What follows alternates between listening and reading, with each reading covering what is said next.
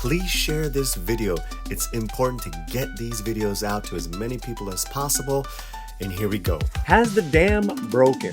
Well, myself and my good friend, Mr. Cameron Pasha, have been saying this for such a long time now, video after video, live stream after live stream. But we got the latest news that Jenna Ortega is saying as she's doing the rounds for Beetlejuice. Welcome, Cameron Pasha.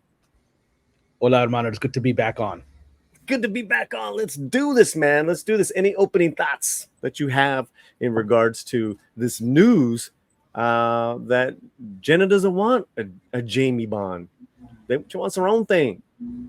Well, it's what I wrote about on my Patreon. I think you saw that article that triggered our conversation today. Yep. This woman, this young woman. I'm going to say something that's going to sound like it's exorbitant, but I don't think it's exorbitant. I think we're going to see more of this. We're already seeing it. She's becoming a little bit of the voice of her generation, of the Generation Zoomers, right? She really is. And she's speaking up on a lot of things that they care about. And it reflects what I have been saying for a long time, that there has been a shift inside the industry on a lot of political and social issues.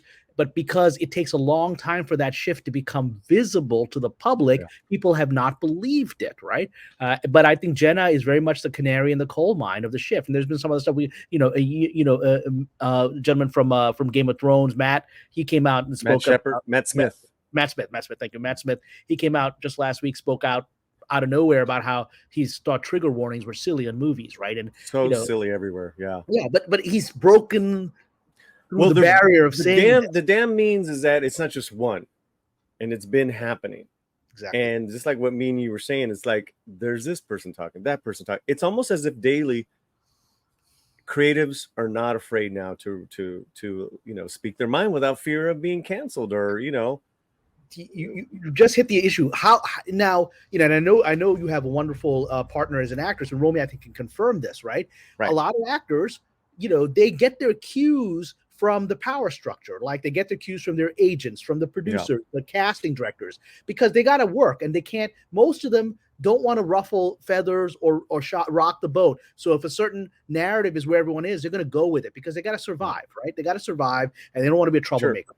So the reason that suddenly big actors are publicly saying things that are quote unquote anti-woke or just mainstream normalcy of what we once were, right, is because they've been on calls with their agents and with producers and with casting directors and with studio executives, and they're hearing the conversations that people are having and the tonality of it, and they're recognizing there is a cultural shift, which I've been saying on my Patreon for months, that I'm seeing that amongst writers. I'm seeing it amongst writers grumbling on boards against political correctness and this and that and the racial stereotyping and limiting jobs because of race and stereotype.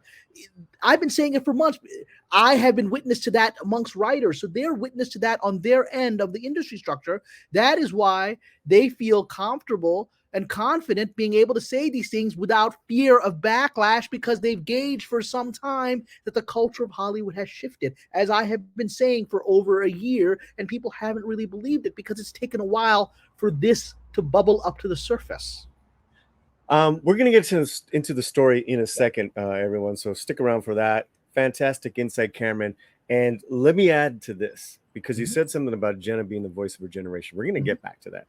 But it makes perfect sense. When I retweeted this, I wrote Chicana flexing. I'm not, this is not, me throwing, it's not me fantasizing about this. I know Latino women in regards to just what powerful forces they have always been. And what you're seeing here is a woman, a young talent with who's professional, who's got grace, but who's got opinions, speaking her mind. And like you said, and like you said in regards to Romy, who's a working actor. Yeah, they're forces, man. They're multi-talented. They're multi-thinking. It's an incredible thing to see and to be around, and we should be celebrating this, from Ana de Armas to Melissa Barrera to now Jenna Ortega, that these Latino women are here. They want great projects, and they're not afraid to speak their mind. And I think it's incredible. It's incredible to see, Cameron.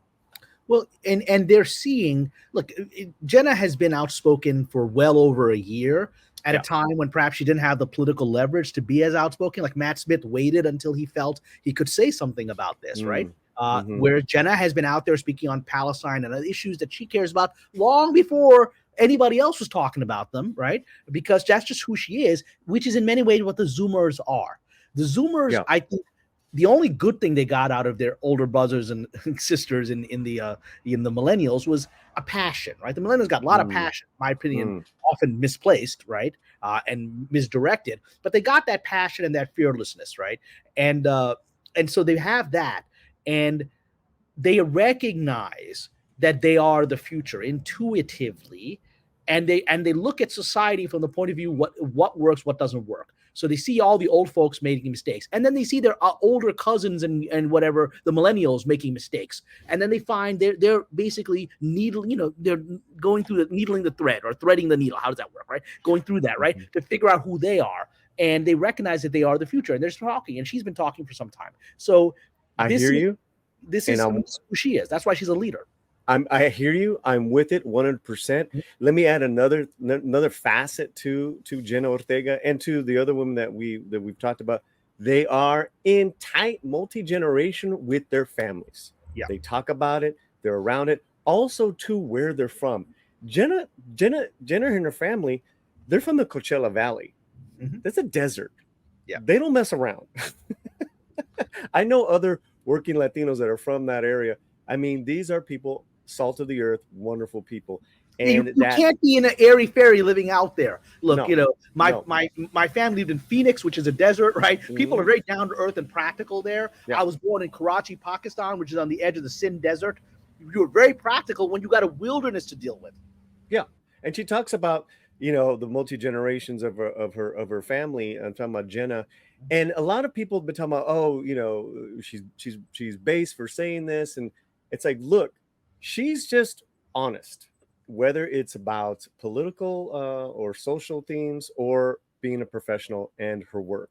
So, you're not always going to agree with her, but I sure as damn respect her. So, okay, let's get into this, Cameron.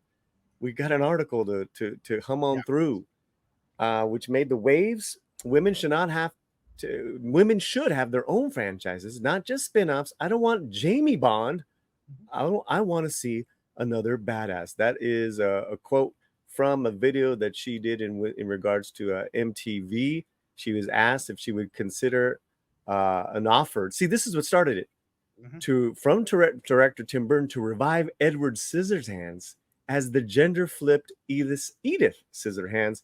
But Ortega said she'd rather get a lead in a franchise as an original character. And she said, I love that there's more female leads nowadays.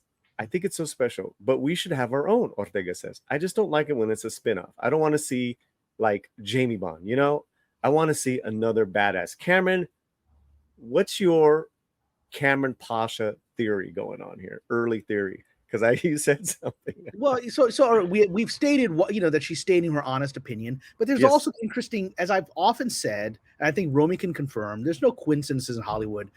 Actors, especially top actors, they are aware, even with or without their PR team. I don't think Jenna needs to rely on her PR team. She's just savvy, right? They're aware of environments. They're aware of job opportunities. They're aware of tectonics. They're hearing things. So when they talk about things, nothing is a coincidence. So suddenly at the same time that this article came out that I saw on the trades, within an hour, we suddenly saw all these reports coming out that Barbara Broccoli, the producer of the James Bond franchise, the daughter of the gentleman who really launched Bond, right? The Broccoli family, yes. Yeah. So she's in Dubai, or not Dubai, she's in Qatar. She's in Doha, right now in the Middle East. Okay. Yeah.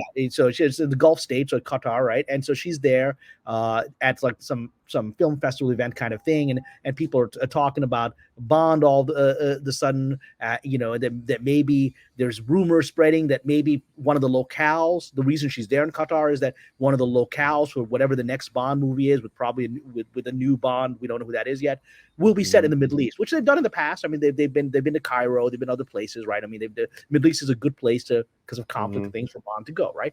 They've been to Morocco, North Africa, now they can go back to the Middle East. So always the exotic locations with the Bond exotic, films.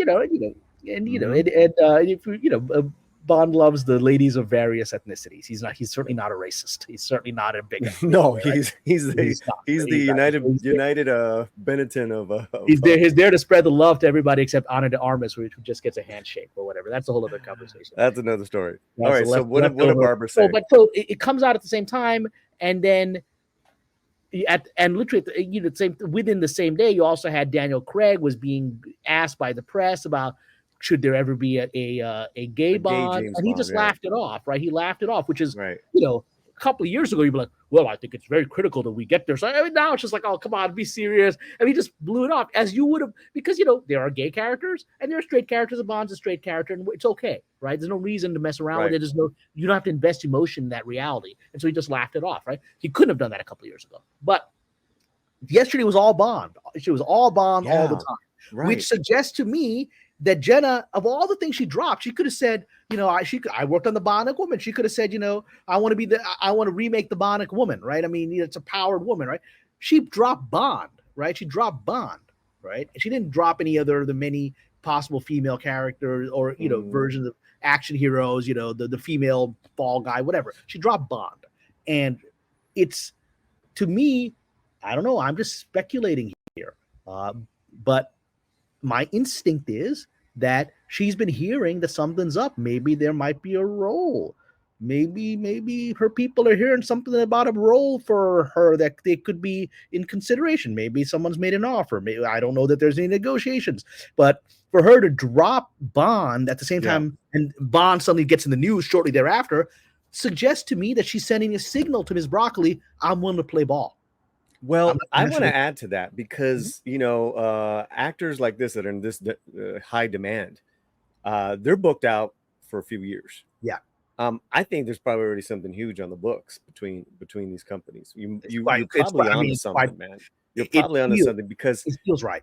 Jenna Ortega, from what I'm gathering, and I haven't as of today, as of this video recording, I haven't seen Beetlejuice yet. We will.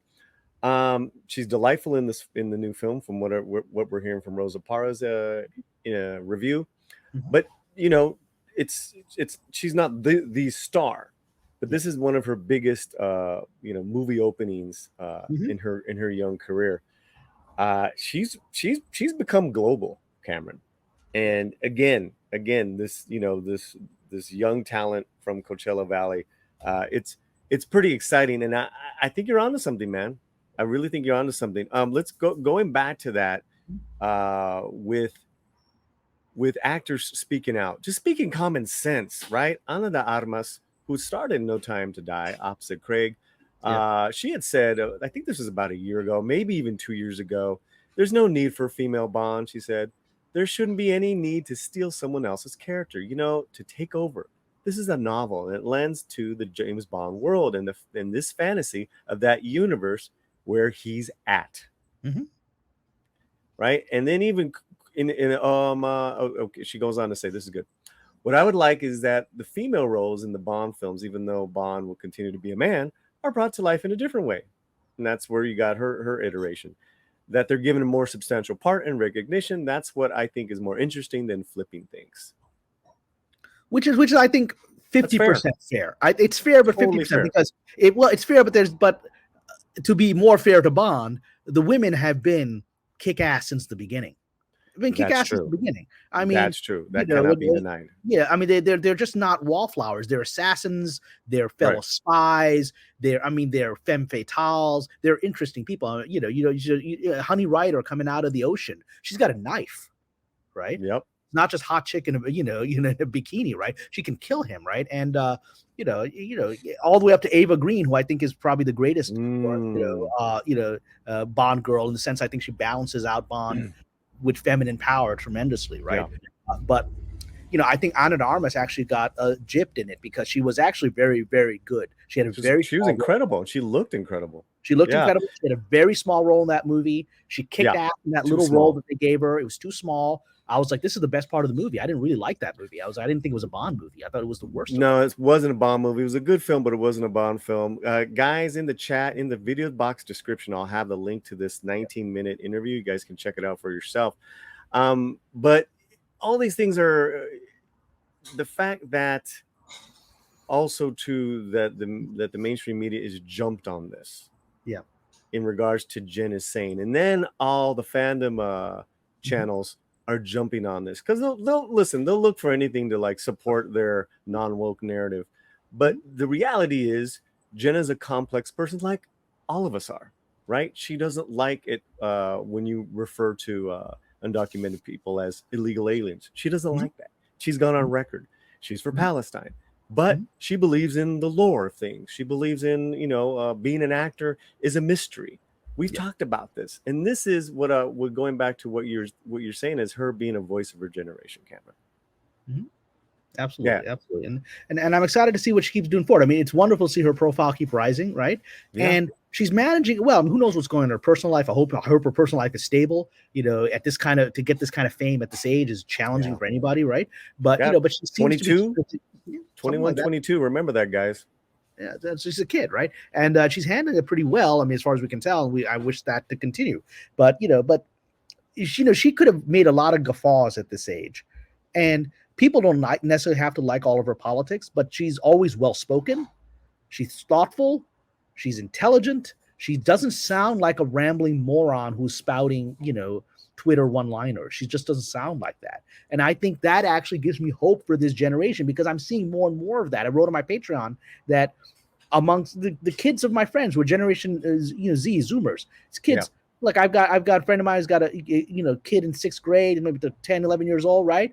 And he's talking to me about like economics. He's like, I think we need economic liberty. I mean, this is a kid in like Santa Monica, right? So I think we should go back to libertarianism. That's what the country was founded on. I mean, that you better believe, no millennial was saying that in 6th grade, right? Love it. They're all Marxism. It's all the way, man. Marx was too kind. Mao was too kind. You got to go all the way, right? And so this is the next generation is like, yeah, I'm looking around here and none of this is working. So let's go back to what might work, right? And so as a result, they're honest about their beliefs. They've thought them out, which is very different from the previous generation.